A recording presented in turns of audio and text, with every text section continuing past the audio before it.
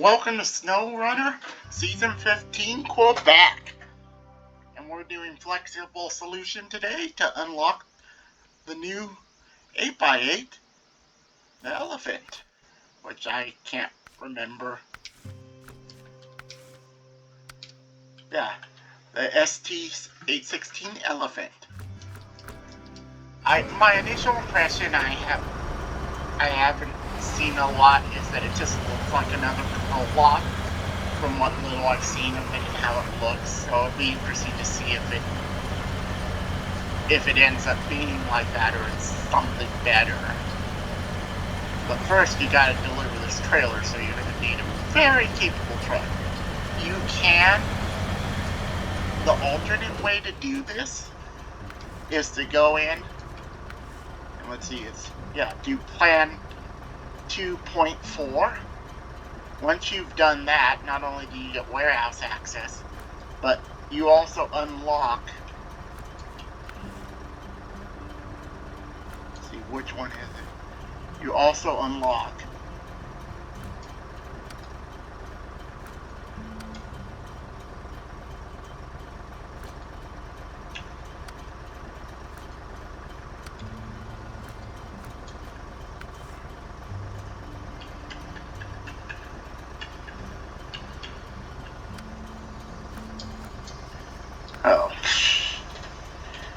here it is.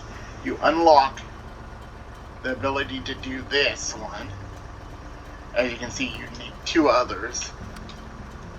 And this one is the Woes of Construction Worker and Fellowship of the Road, which needs 2.4, and then you essentially have a road to take this without drama. But after doing all that, I mean, it kind of feels like, okay, yeah, there's other stuff to do, but part of the point, at least for me, is I'd love to be able to use the new truck to hold materials for that contract.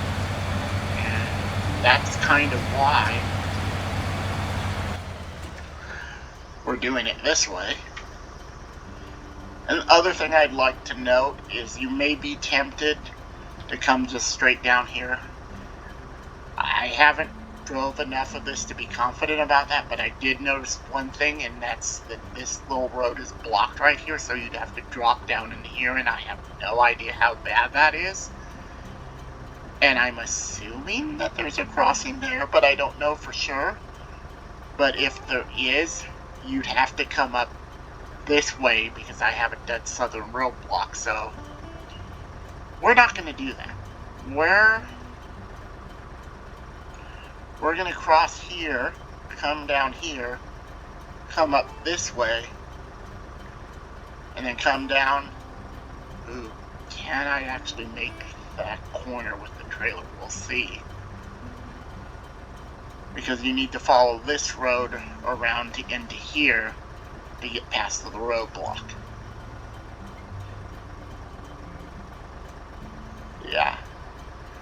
Yeah, from this way there's no way to really get over here except here, and I'd probably get stuck with a trailer as big as that. And I don't know if I want to risk coming down here.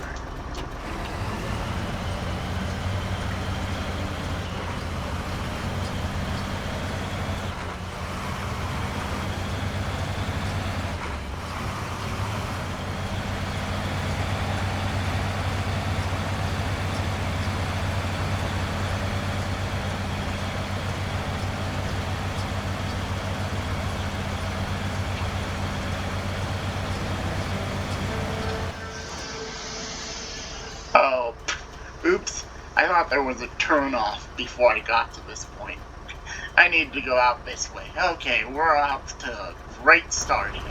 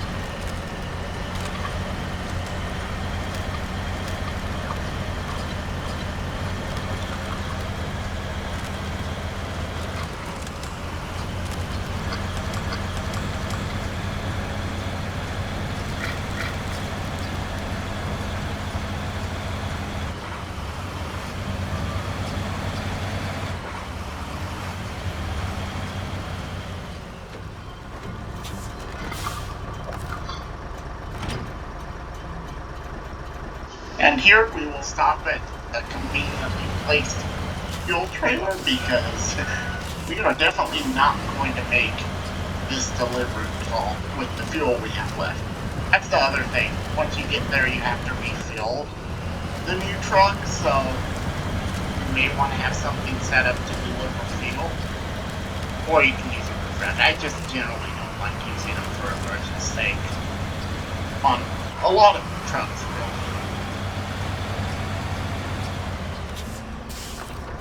But now that we got a nice full tank, we can go pick up the trailer. I'm just gonna back through this way instead of mess with that ice.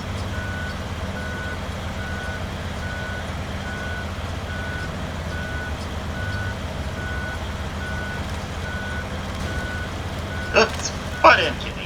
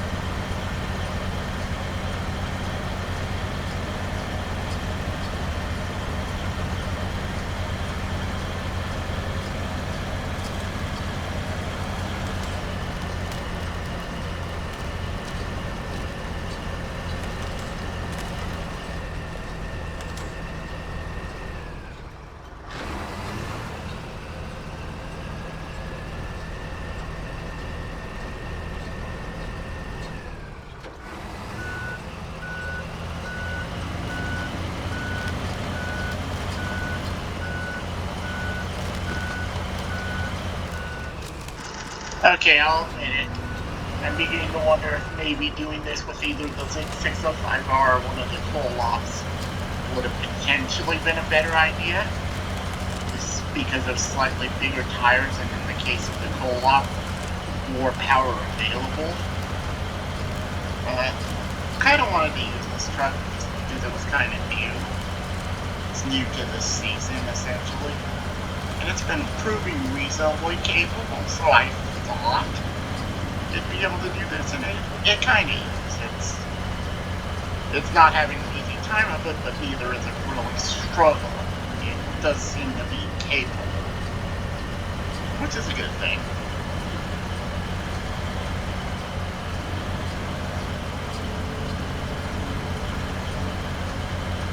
It also has an advantage over the 6605R.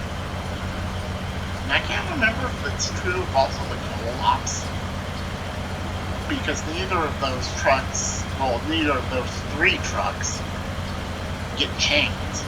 Although you could argue, since I'm driving off-road, I don't really need chains. And that would only be if I was taking the road route, so it's not really something that against those three trucks. And you could argue the 6605R because of its uniquely molded tires, plus the fact that they're 61-inch tires, plus the fact they can have a roof rack to bring fuel for filling up the Elephant. may potentially make it a good choice for this contract.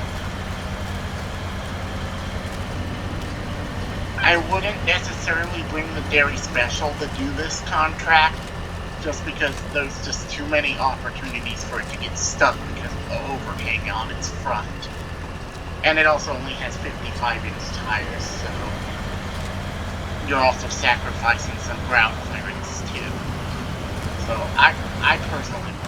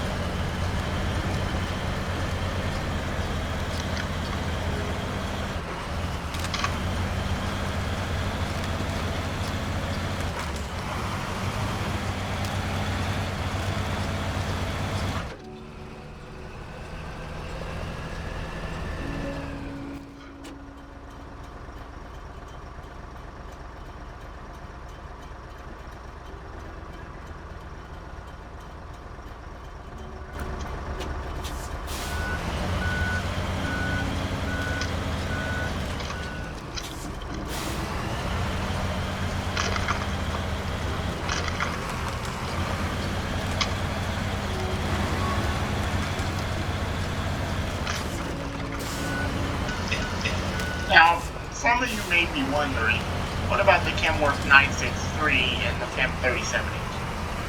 I wouldn't recommend either of those trucks, just because of how long the frame is.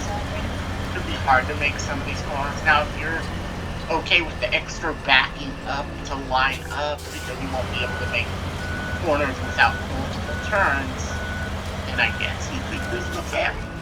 But I personally wouldn't recommend it, and as you can kind of see, you're kind of getting into trouble with it. The frame here on the PLAD isn't too long, so it isn't causing a big issue, but it still is something that is noticeable compared to a very short frame truck, like, say, the P16 would be a good example of a truck that, where its frame's short enough that it wouldn't give you issues. And speaking of issues, what did I do here? Is this just a lack of power? Did I get my bumper caught? What's going on here? I'm not really hung up on it.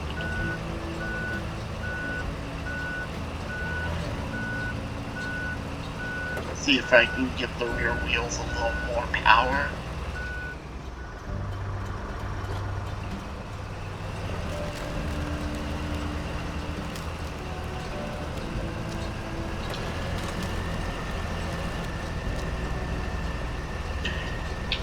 Looks like the bumpers on this is causing the actual issues.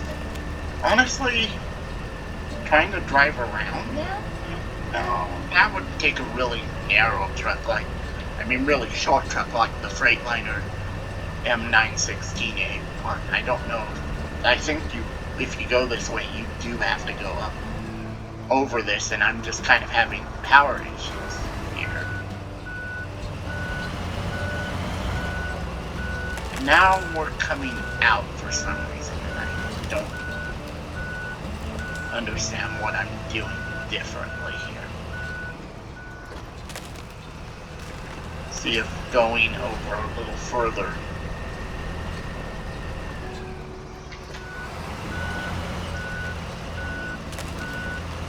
Well, it looks like that angle did help, at least with backing up. It's like the trailer's not hung up on anything, or there's not like a rock. So grabbing it, it's like, what is it? Okay. The weight got evenly distributed, so we're moving again. And I guess that tree isn't... Oh, it'd be nice if that tree was a winch point, but that would probably make things too easy. So what other thing could I... Well, I guess technically I could have drove up this, because I think the PLAD would have the power to do that, and that would bring me... No. Because that's the other thing, you could just do this one bridge if you wanted to leave some bridges to work on with the new Elephant. And the only one you could really argue you need is this one. But since I didn't do that...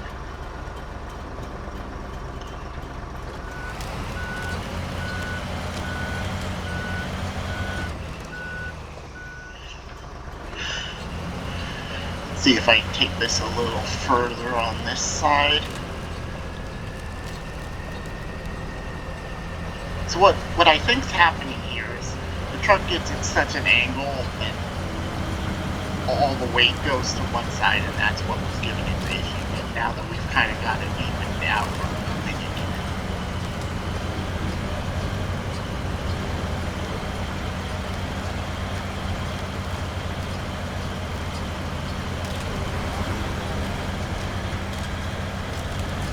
I don't know if this is the right decision, but we're going to go around the right side of this hill.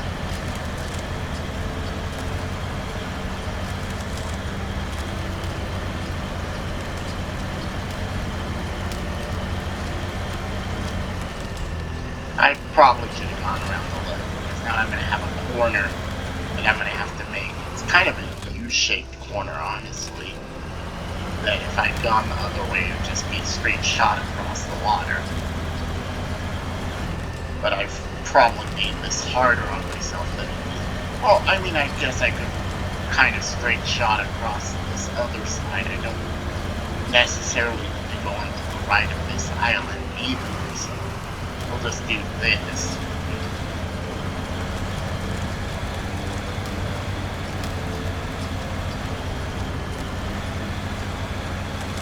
There we got it across. Once I get onto some ice that isn't really, that I can sink in, yeah, I'm going to put a marker because I still haven't completely learned this map and I don't want to miss my turn off and keep driving. So we're going to get caught on this little piece of ice because, of course, we are.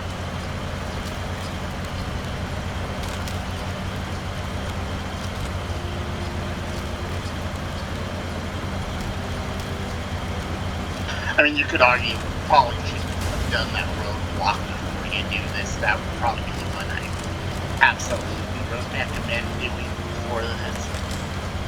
Because if I had done that, basically, you get right here and the job is done because it's just pavement right all the way back down.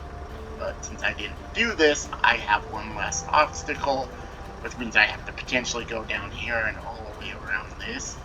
But honestly, I don't know if this is a good idea right there, so I think what I'm doing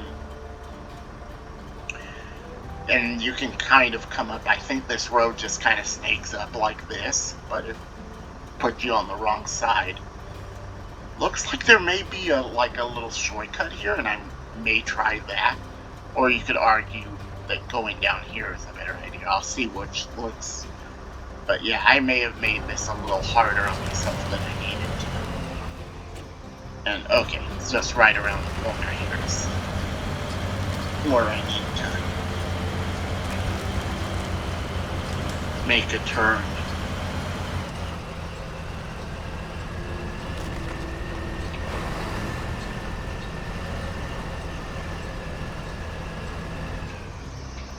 Well, they said this was going to be between a Mondra and a more level difficult. It's kind of living up to that, I have to admit.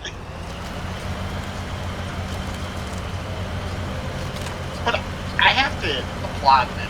It doesn't feel like I'm encountering any like super snow or super mud.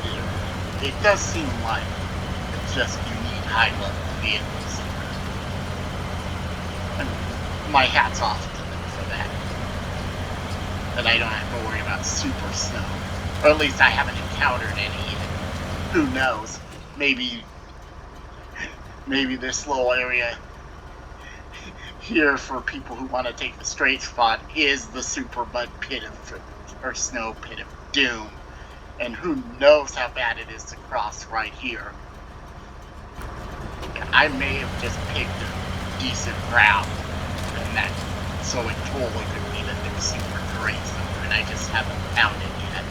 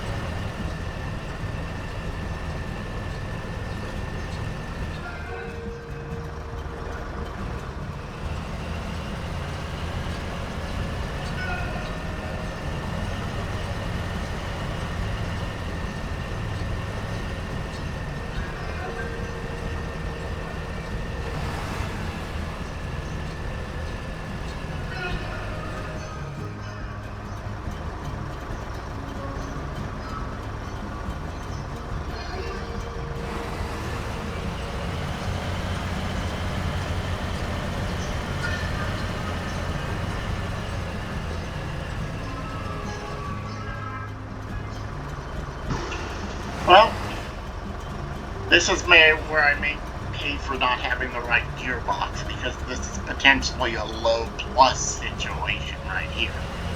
Or not having the top end of this truck. I have the more fuel efficient of the two unique thing. That decision could potentially be coming back to bite me right here. But I've had situations where this has been able to get up hills that would stop the P16 with first of its two unique engines, so I was kind of thinking the same would be true here. But apparently the answer to that question is not, and I guess I'll stop recording, and thank you for watching the first part of this.